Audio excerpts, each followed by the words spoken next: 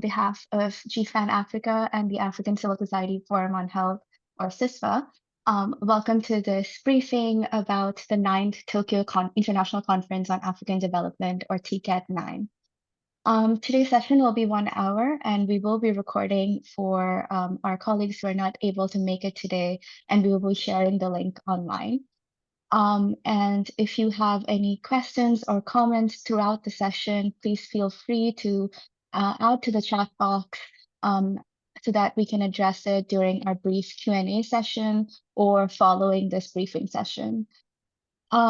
Today, we will be sharing a progress update and a way forward about civil society engagement in TICAD 9, and we will be discussing the draft communities and CSOs common position on health for TICAD.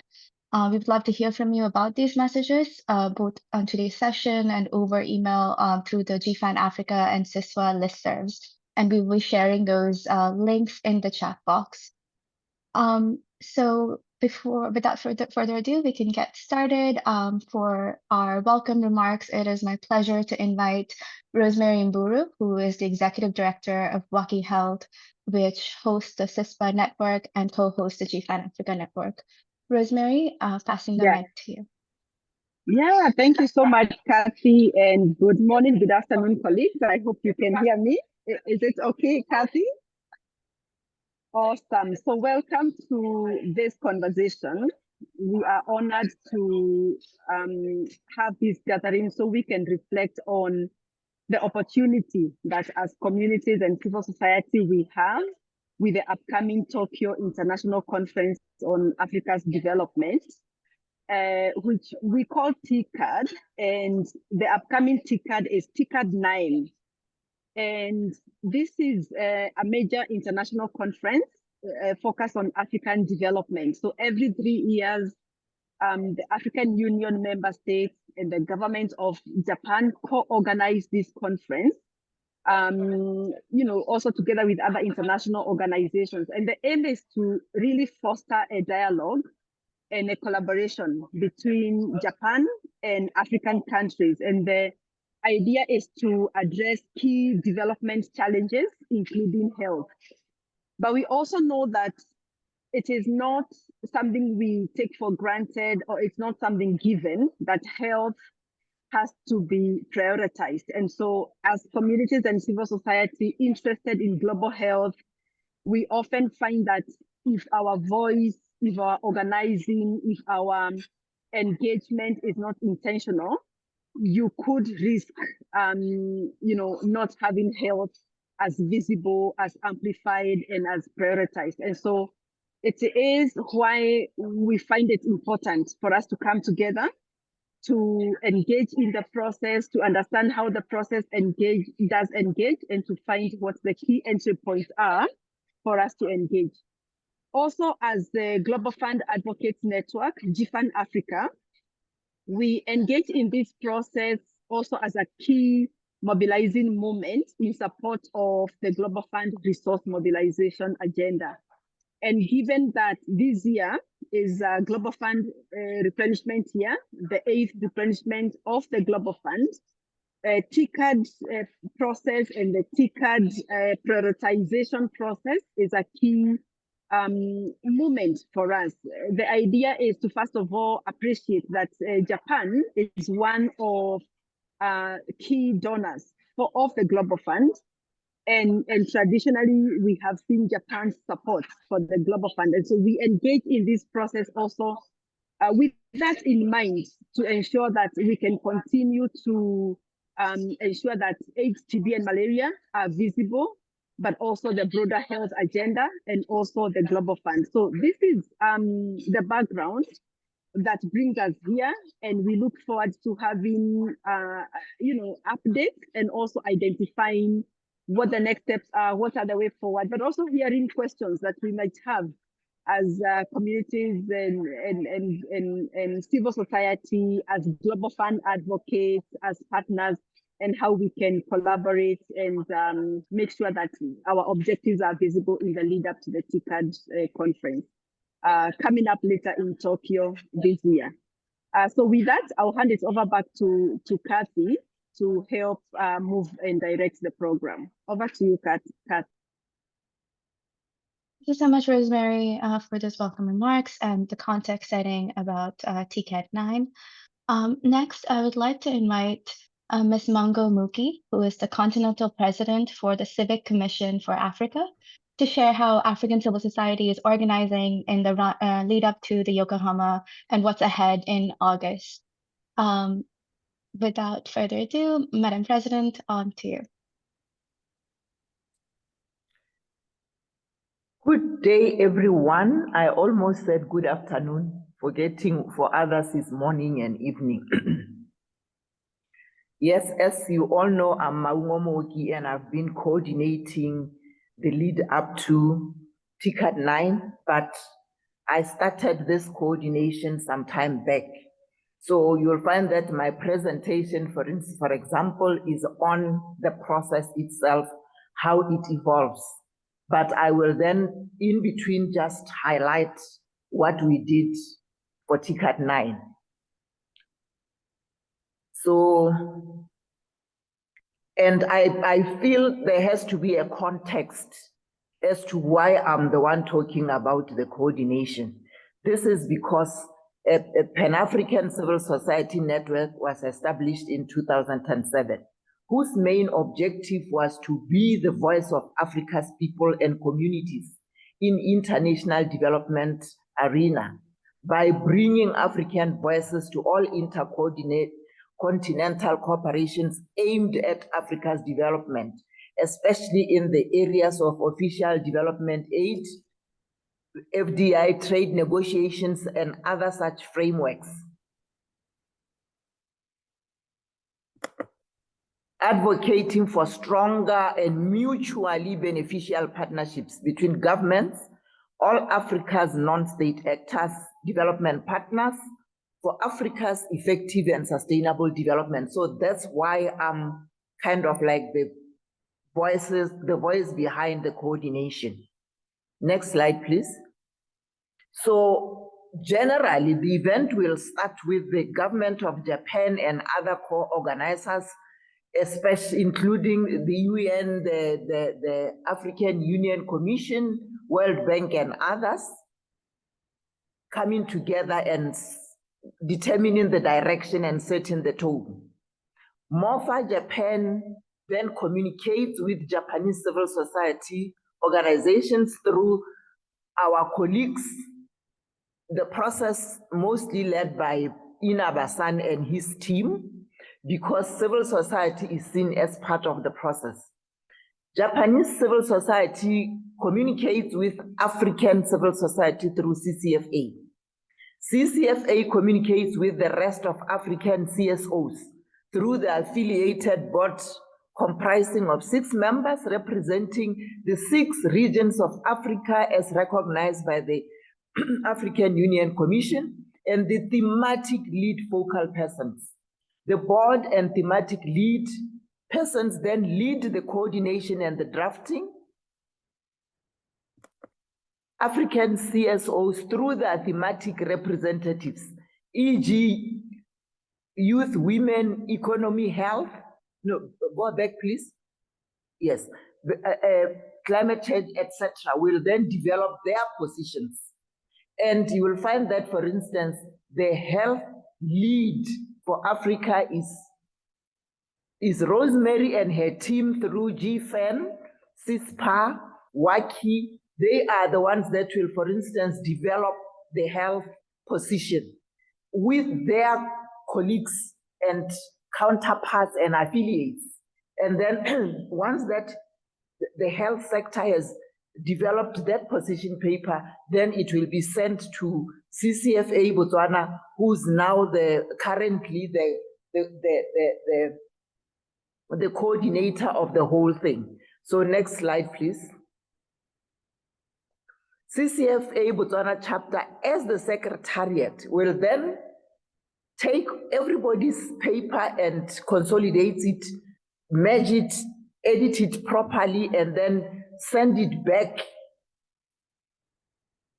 to the rest of the other members, because we also send to those African civil societies organizations or NGOs or that are not affiliated to CCFA, because we want this to be reflective of what African voices are saying.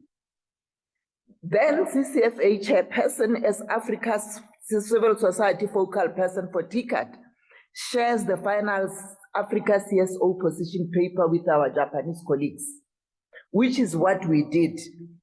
The whole thing started last year when we were going for the ministers' meeting. We undertook a similar process just to come up with what we felt should be reflected in the TICAD 9 outcome document. It started when we went for the ministers' meeting in Tokyo in August last year.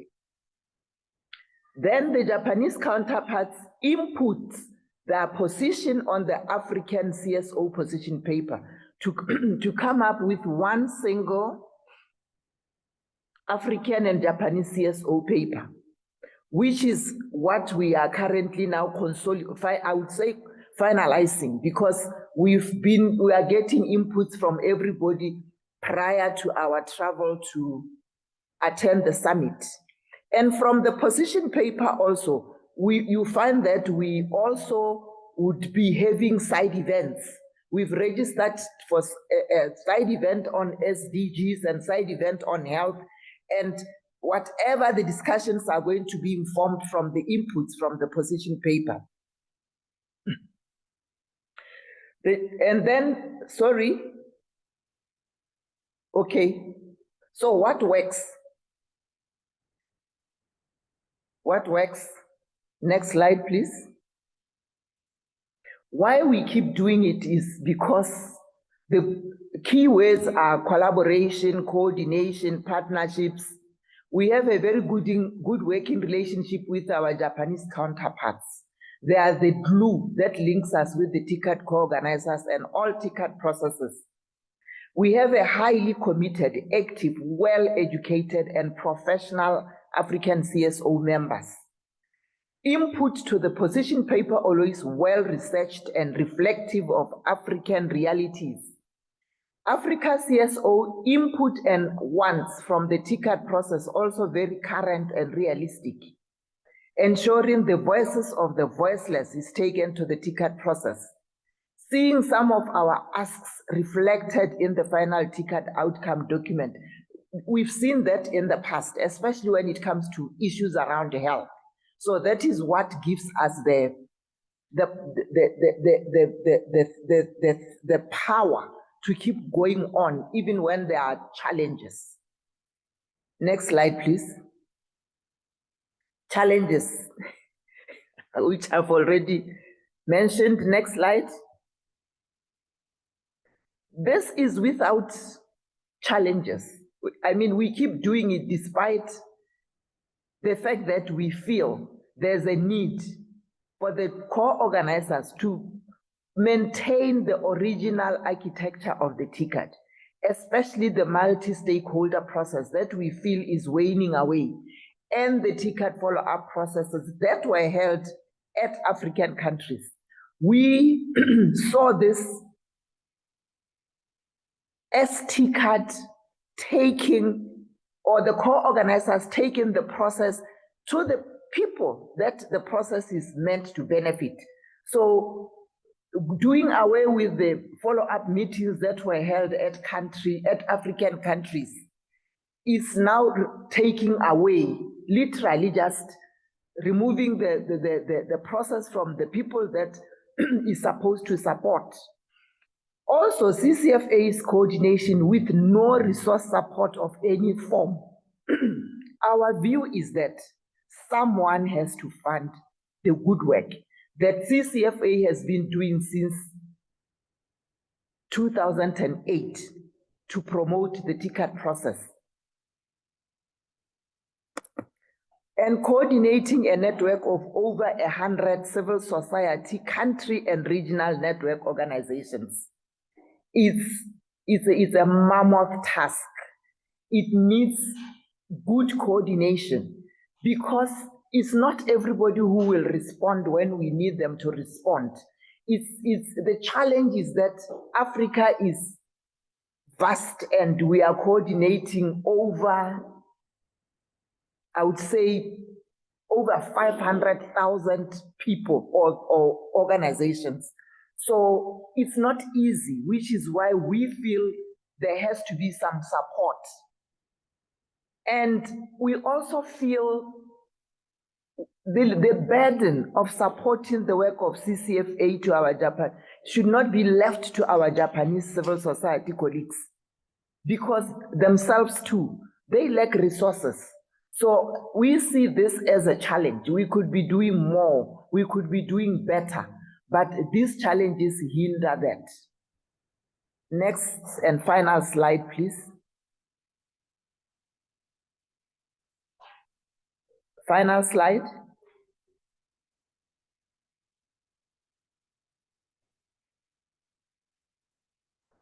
So having said that, that is the process. It all starts with our Japanese colleagues communicating with us.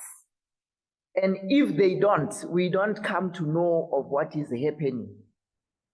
Because coordination between us as civil society and government is not as well coordinated and consistent as it should be. So we rely entirely on our colleagues in Japan to give us all the information, the feedback, help us to coordinate better, and we feel somebody needs to fund that. Thank you. Thank you so much, Madam President, for that overview of civil society engagement so far and what we're looking for the rest of this month. It is my pleasure to invite Mr. Masaki Inaba up next. Masaki is the co-chair of the Africa-Japan Forum, and as you've heard, is deeply immersed in the TICAD 9 process, and specifically in ensuring that there is civil society space in priority setting for TICAD 9. Masaki, welcome, and please begin. Sorry.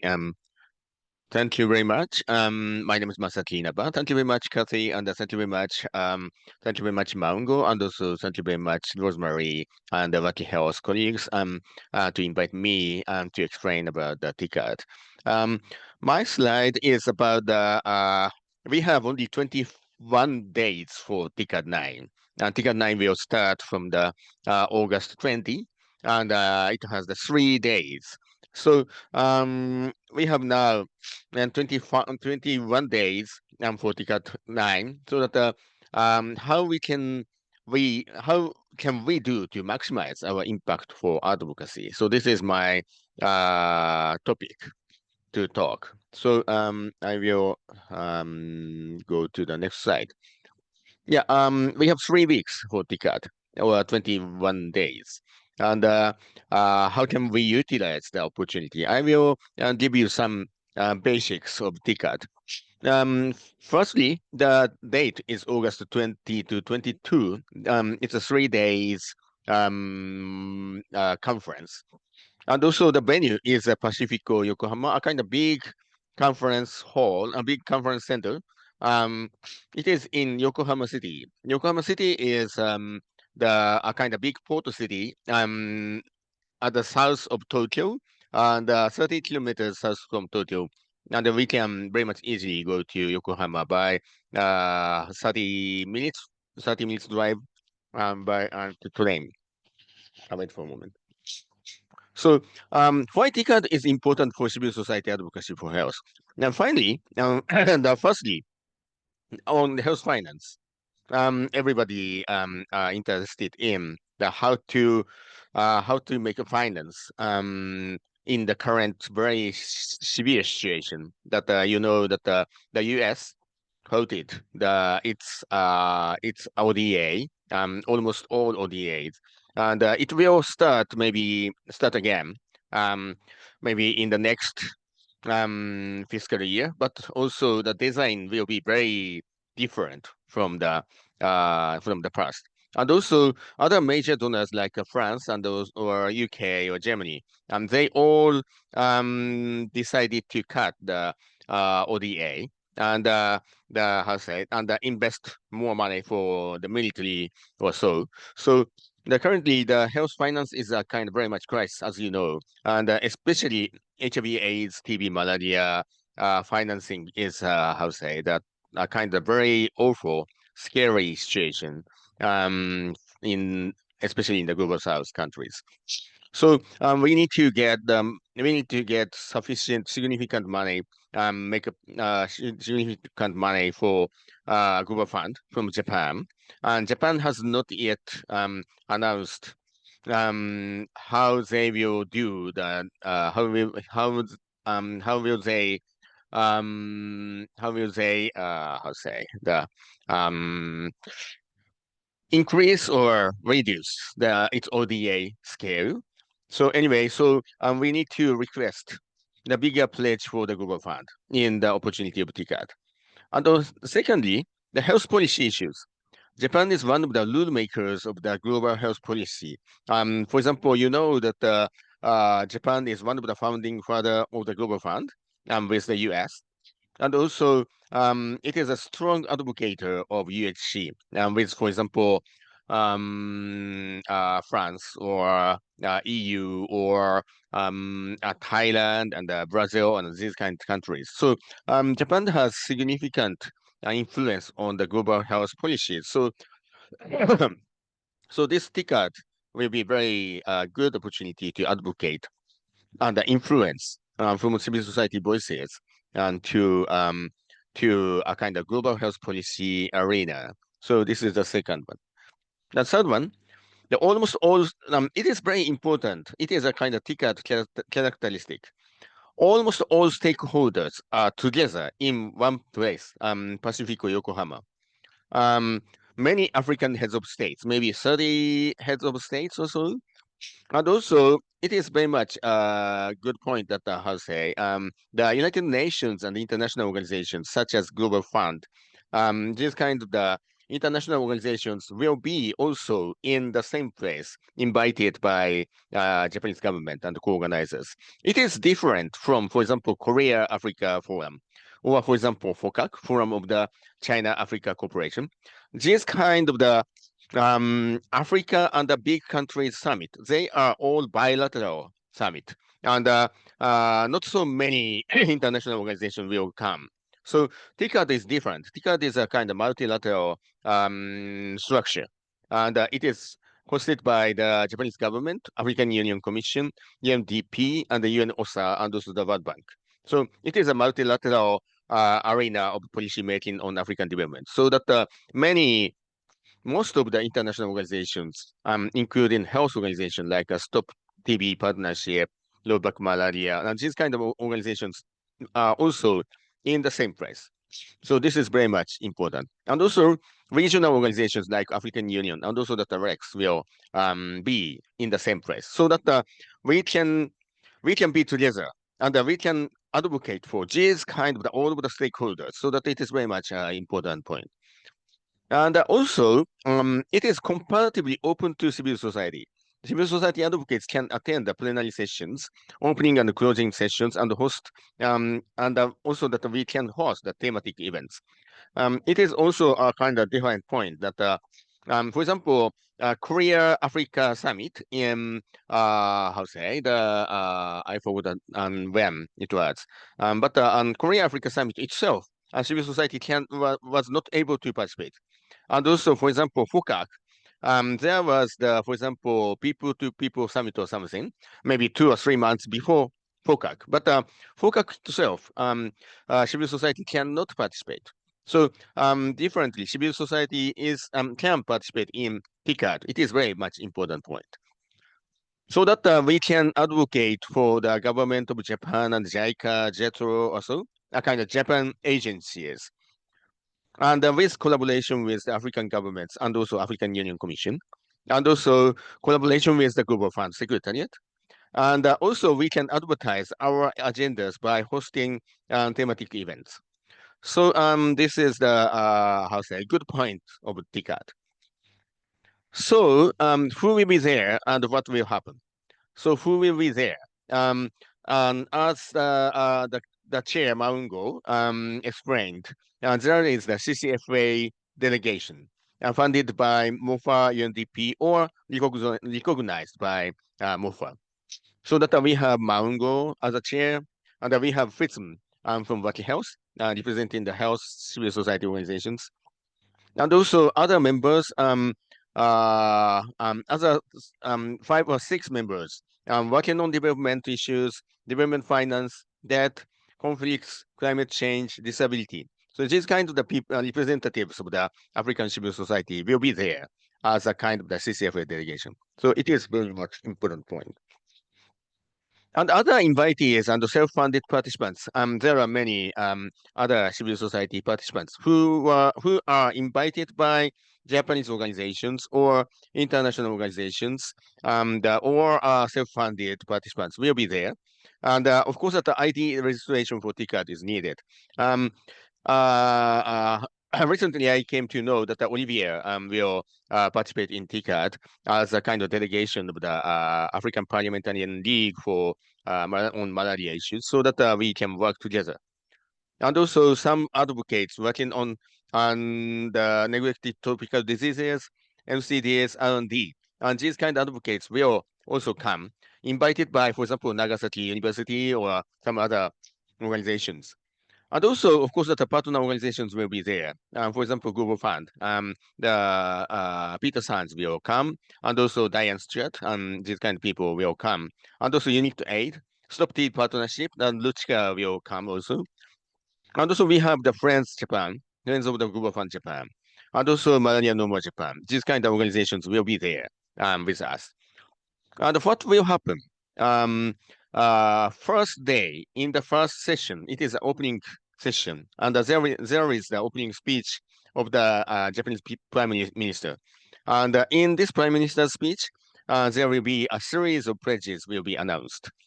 And also, there will be plenary sessions. One is at the society, and the second, the economy, and the third, peace and stability, and also dialogue session with the private sector. These kind of plenary sessions will be there.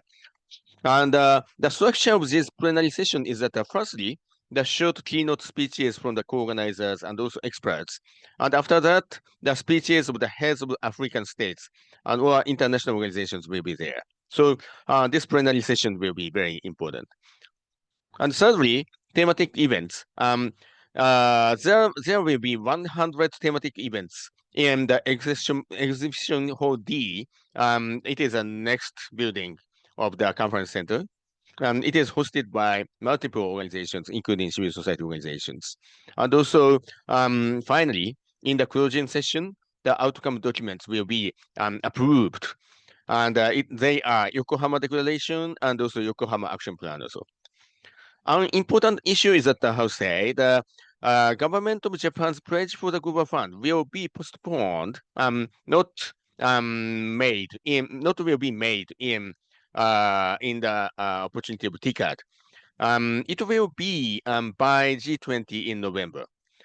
It is because that it will take more time to develop intra-government agreement. It means that the currently Ministry of Foreign Affairs and the Ministry of Health, Labor and Welfare, they have been working on Global Fund and to fund the Global Fund.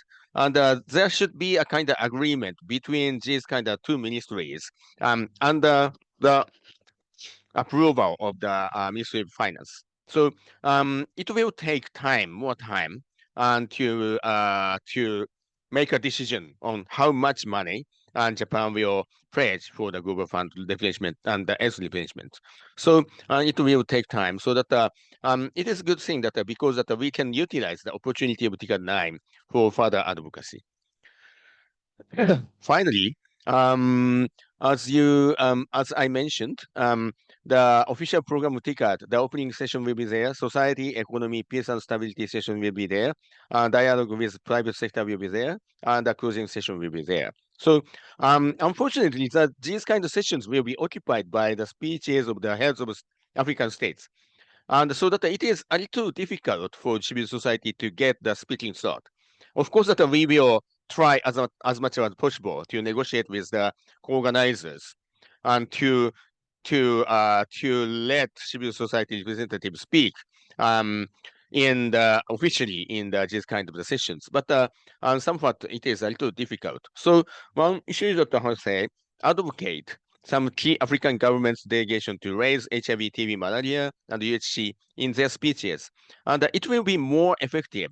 For example, that of course that you know that if the African head of states speak about the necessity of the global fund, and it will be more taken as seriously unto the Japanese government. So it will be good to find kind of good key governmental delegations to approach and get these kind of the speeches. And also about the many events will be held, and there will be, how to say, significant thematic events are there. Global Fund event, and it will be in this time of August 20. And also Malaria Normal event will be there. The AJF and the WACI Health event will be there. And also many health-related events, for example, DNDI or, for example, LTD's network or something. So that these kind of thematic events should be also very important to show up our agenda. So anyway, so thank you very much. And this is the kind of whole structure of TICAD. And we would like to work together with you for further advocacy for TICAD. Thank you very much. Thank you so much, Masaki. It's always great to hear from you and hear about the incredible work that you've already been doing for TICAD. Next, we turn to the draft Civil Society Common Position on Health, which brings together inputs from communities and civil society across our networks. And presenting this will be Fitzim Lakau, who leads the African Union engagement at WACI Health and is the coordinator for the CiSPHA platform, the African Civil Society Platform for Health. Fitzim, off to you.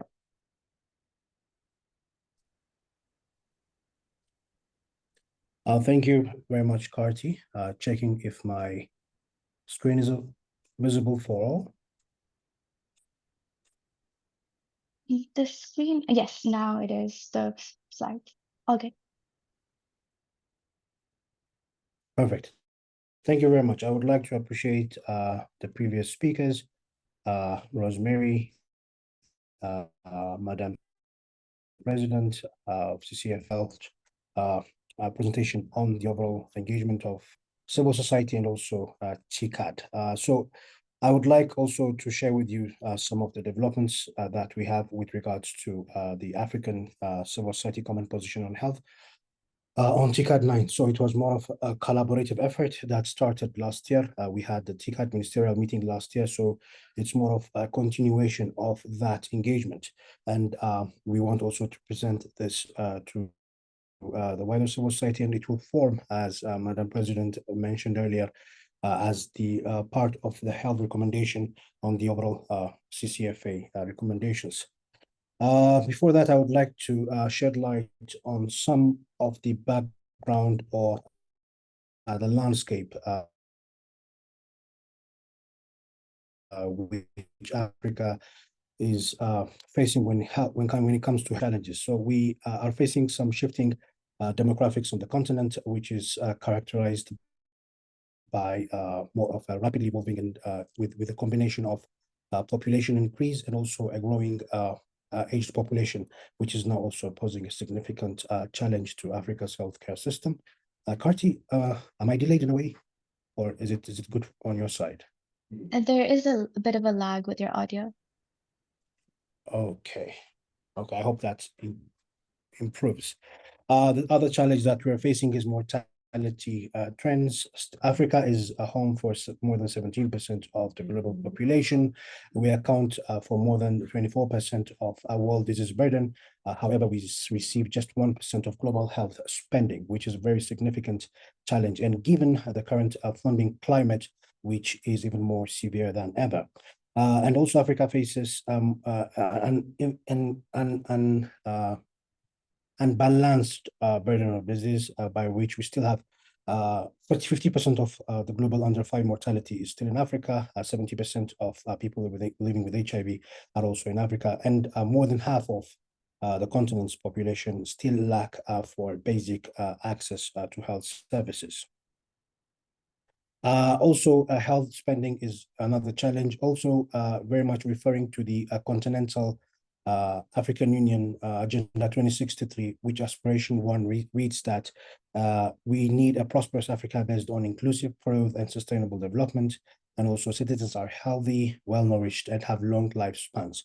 So with this political commitment and aspiration and the current context, there is a long way that we need to cover. Also, looking at the detailed health spending on health, we are referring to the Africa Scorecard on Domestic Financing for Health, which we have three major indicators. The first one is on the per capita allocation. It's a WHO recommendation, which kind of suggests for basic healthcare services, we need actually for the basic minimum, we need at least $86.3 per capita allocation, which we only have one member state who has achieved that so far. And we have also around, sorry, not 11, that's an error from my side. And we have also kind of made some improvements around that. Indicator 4, which looks into the GDP allocation, it's a Chatham House recommendation still to maintain basic health services. We need the GDP to allocate 5% to health. And we still have only one member state who has dedicated that one. However, we have 7 member states who are making progress towards that target, which are allocating between 4 and 4.8% of their GDP. And the most famous one is the Abuja Declaration, or the Abuja Target, which is indicator 6, which suggests that 15% of national budget should be allocated to health. We only have 2 member states who have made that commitment. Around 7 member states have made progress by allocating between 10.2 to 14.6%, while we have 21 member states who have increased their overall spending on health as part of their Abuja commitment. Then the other one is also to understand how Japan is also looking at health, especially with through TICAD and other bilateral means, and looking at the global health strategy, which very much focuses on the 2 main points. The first one is to contribute to developing resilient global health architecture for international health security and also strengthening PPR. And 2, to accelerate the efforts of achieving more resilient, equitable, and sustainable universal health coverage, which pretty much are in line with most of the African Union made policy frameworks on health, the Africa Health Strategy, the current Lusaka Agenda, also looking into the Africa Leadership Meeting Declaration and all its initiatives. We also would like to shed light on Japan and global funds in partnership and engagement so far. So it's not really overlooking other contributions of Japan, especially for Gavi and the GFF, but just for the timeliness of the global fund replenishment, we would also like to reiterate Japan's leadership and commitment. And we also would like that to be more visible in TICAD 9. So far, Japan has pledged $5.3 billion to the Global Fund. In their last replenishment, Japan made a commitment or a contribution of $1.08 billion, which was a 30% increase compared to the last 3 replenishments. And as it was, or it is, the practice of the Japanese government and people to make pledges around TICAD, we also would like to see the current leadership and commitment, in fact, increased, and also to keep the time tradition of pledging for Global Fund during TICAD. So what are the recommendations in this draft CSO and community common position? Is very much also looking into how we can further strengthen and expand collaboration around UHC. As it's noted, Japan is a global leader on universal health coverage and has made significant and sustainable achievements and improvements since 1961. And also this year, there will be the set up or the inauguration of the Universal Health Coverage Hub in Japan, which very much also would like to see more technical and resources and also financial resources coming to Africa and making sure that our health systems very much learn and come up with innovative approaches in addressing universal health coverage, especially by strengthening primary health care. The other one is looking into access to medicine and the regional manufacturing agenda. To date, there has been different commitments on the African continent and also globally, very much also looking into the Africa Medicine Agency, the Pharmaceutical Manufacturing Plan of Africa, and also recently the Africa CDC's approach in terms of making sure the vaccine manufacturings on the continent are also getting momentum. So with this also, we'd very much like to see TICAD making sure that it strengthens some of the initiatives going on the continent, especially with regards to access to medicine and the regional manufacturing agenda. The other recommendation we have on the paper is to expand partnerships between Japan and Africa civil society and also community groups and NGOs. As Madam President has previously mentioned, there has been some challenges overall, not just with TICAD, but overall in bringing civil society and communities engagement to this global and bilateral engagements, especially when it comes to the continent. So we need also to make sure that these bilateral engagements also capitalize on the expertise, knowledge, and also demands of civil society, community groups, and make sure that we make part of that decision process from the get-go.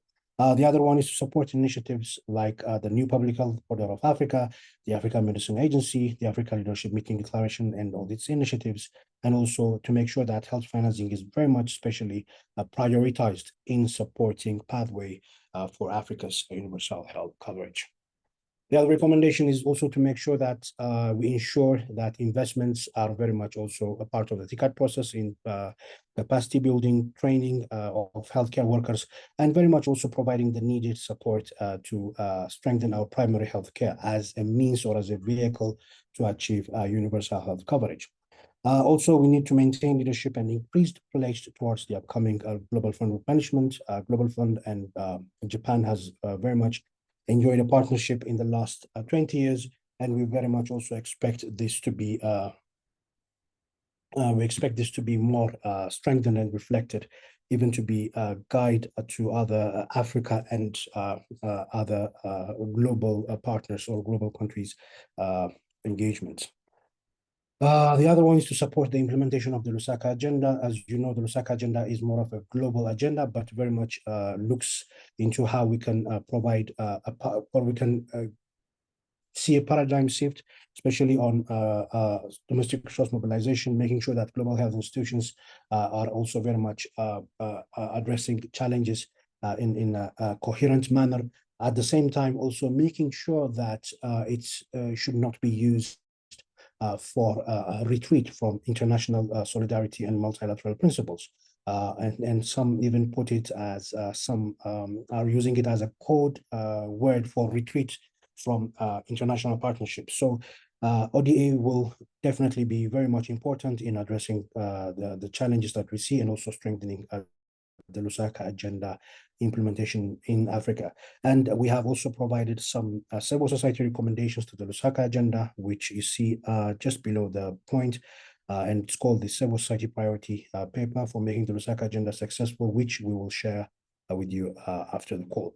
And finally, also strengthening pandemic preparedness and response. So in terms of mitigation, in terms of infrastructure, in terms of technology, in terms of human workforce, and making sure that also the pandemic protocol, the pandemic agreements that's in place is also very much implemented. And Africa also has its own fair and right position in the global stages. That's all from my side. Let me give it back to you, Karti. Thank you very much. Thank you so much, Fitzum. And as Fitzum mentioned, we will be sharing some of these documents to the list of people who registered for this briefing, as well as the CiSPHA and GFAN Africa networks following the call. So we have some time for Q&A, and if you have any questions, feel free to put it in the chat box, and we can also take some hands. I do see some questions around the CCFA. Maungo, if you could speak a bit about the membership of CCFA and how civil society organizations who would like to join can get engaged with the CCFA, especially in the next few weeks leading up to TICAD.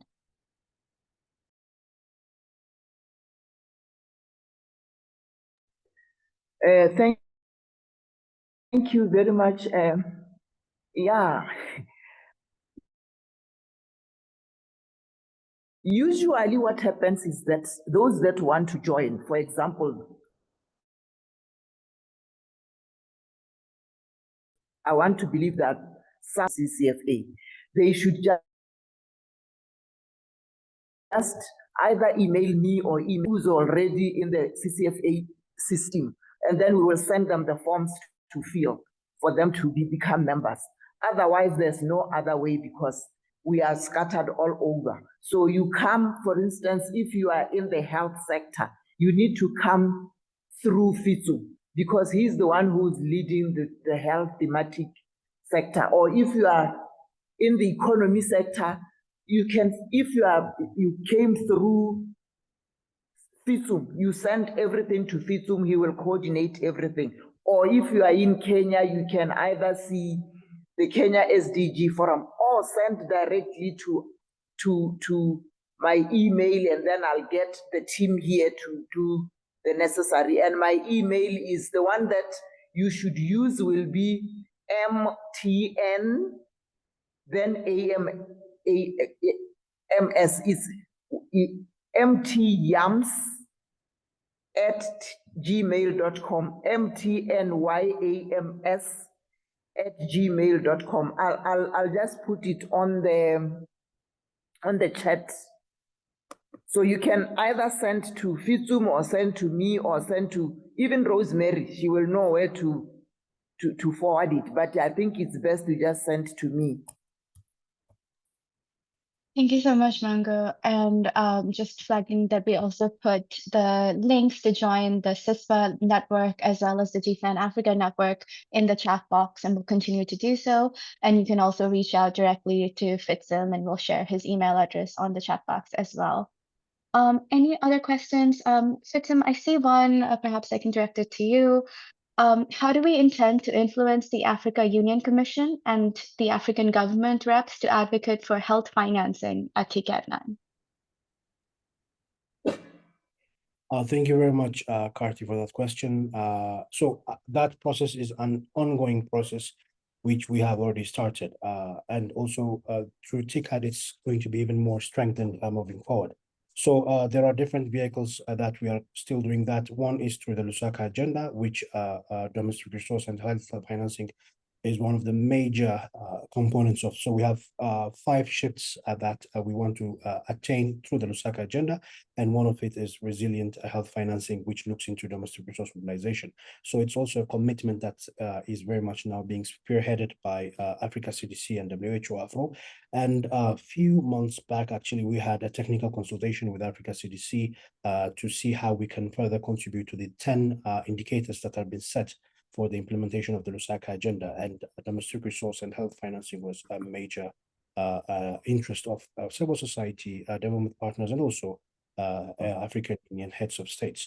However, there are different avenues that we are doing so. The continuous CiSPHA webinar and engagement is one of the vehicles in addressing African Union and the African Union Commission in those commitments, and WACI Health also representing WACI Health and GFAN Africa, and CiSPHA representing the African civil society. We are members of different technical working groups within the African Union. One is the Africa Leadership Meeting Declaration Initiative, which we represent civil society in the private sector investment or engagement subcommittee, and also the regional health financing hubs. So that's also another engagement. However, there are different initiatives that we have done, especially the joint running agenda on health financing, which was operational in 20 countries, and there is now more interest even to further continue and have health more of as a public finance management as one of the approaches is to make sure that health is addressed through the public finance management, not just make a silo advocacy around just ensuring there is an increase on health spending, but more so looking at it from the overall public finance management angle. And we will also do more calls around it. We can regroup as civil society and even send joint position papers to the African Union Commission and regional economic communities. Thank you. Thank you so much, FITSUM. I also see a few comments about the importance of continuing to engage with Japanese CSOs and acknowledging that we have a good partnership there. There is a question from Peter about how youth who were engaged with the Africa-Japan Youth Drive and Addis in February will continue to be engaged. Pitsumar Masaki, I don't know if you would like to talk about this or about youth engagement more broadly. Okay, thank you very much. And also that you know very well about the current movement, the youth of Africa and Japan on the for TICAD 9. How to say? Yeah, as you know, as you mentioned, there is the two organizations. One is the Africa Asia Youth Nest, and also other organization is the African Diaspora Network Japan. These two organizations have been driving the how to say the promoting the participation of the civil the how to say youth and also African diaspora living in Japan, especially kind of very much business how to say oriented how to say diaspora people and to engage in TICAD process so that they are great. They have been doing great work and I need to check after their efforts to develop the how to say the policy proposals how they will work more for the main ticket and 9 because of the I need to check the how to say what kind of events they will hold and how they will influence the ticket main conference so that I will get more information and I will provide you these kind of information. Yeah, thank you very much. Thank you very much, Masaki. So yes, we will look forward to that follow-up. I see a hand from Humphrey. Please feel free to unmute.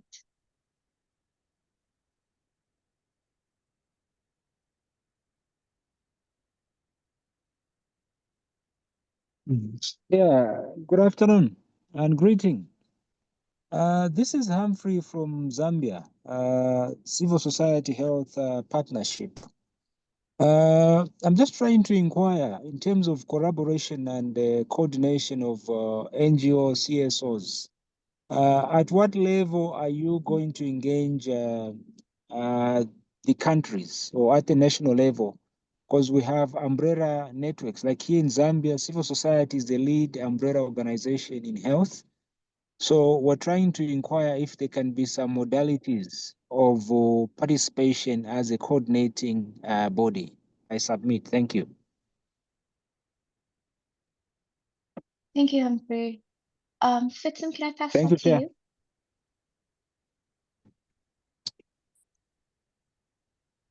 Yes, thank you very much, Karti. I think it is also more related to the question that Masaki tried to address.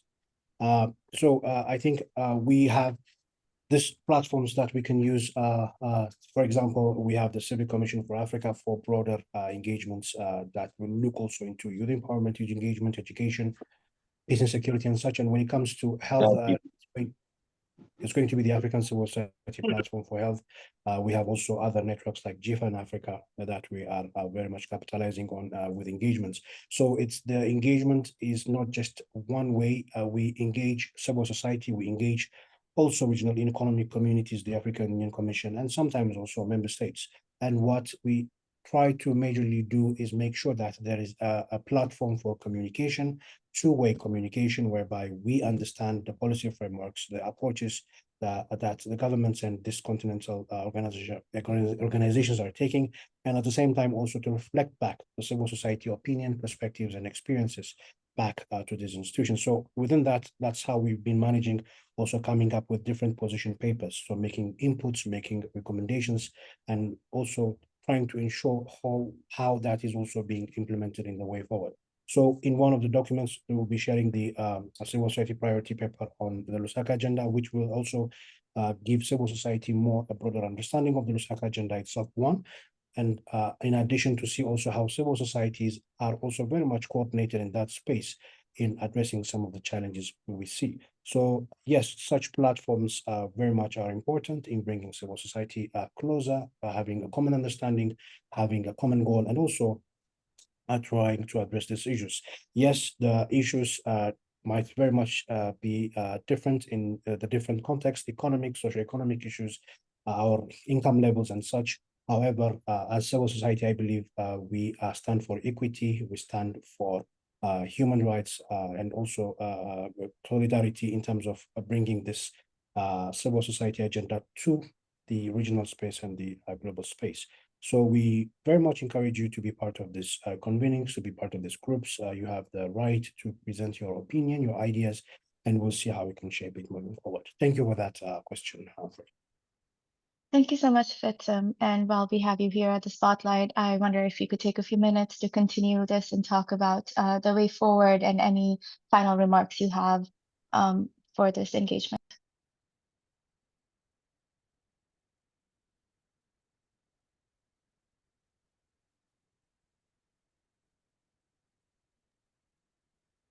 Fitzum, would you like to begin, or should Maungo begin first? Okay, let me take the first one. Madam President can give us the overall approach and maybe the closing as well.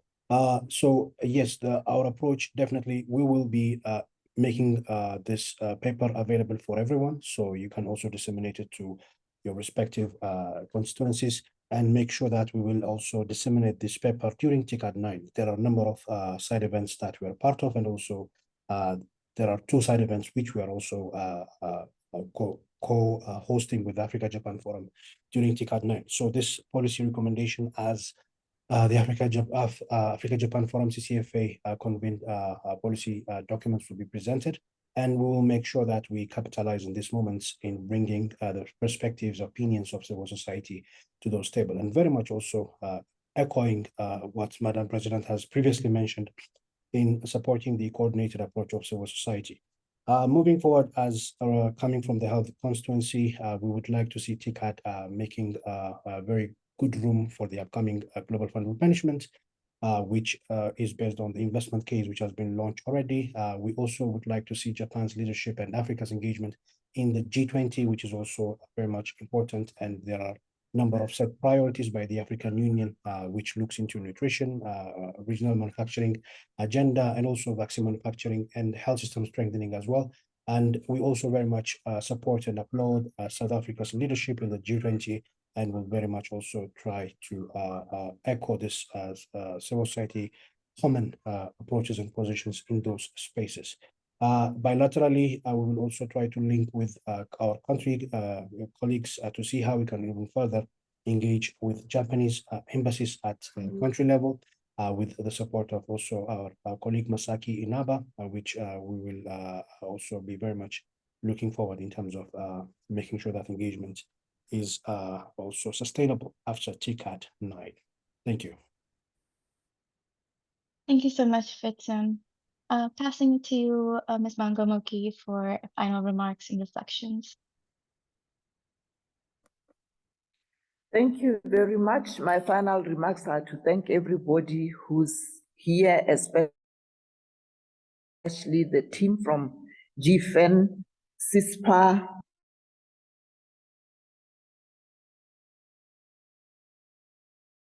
WACI for putting this together to ensure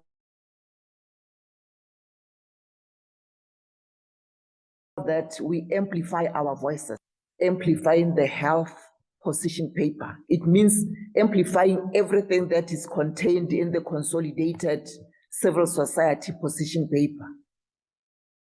We are currently working with the Kenya SDG Forum Office to come up with a social media campaign strategy. We all need to, first of all, those that have the final position paper, share it with those that are not CCFA members because they don't have access to it. And support everything we will be doing, because we are not doing it for CCFA or for CiSPHA or for Africa-Japan Forum, but for the African people. So when there's something on social media, be it X or Facebook, on the upcoming work of civil society at TICAD 9, please support it, comment, like, because we need to amplify African voices. And with that, I want to thank everybody once more. And Rosemary and the team, keep up the good work. Thank you as well for joining and making the time to speak to us. Thank you, Masaki, Rosemary, Fitsim, for your remarks today. We would like to invite everyone to just turn on your cameras for a minute to take a quick photo before we log off and go back to our days.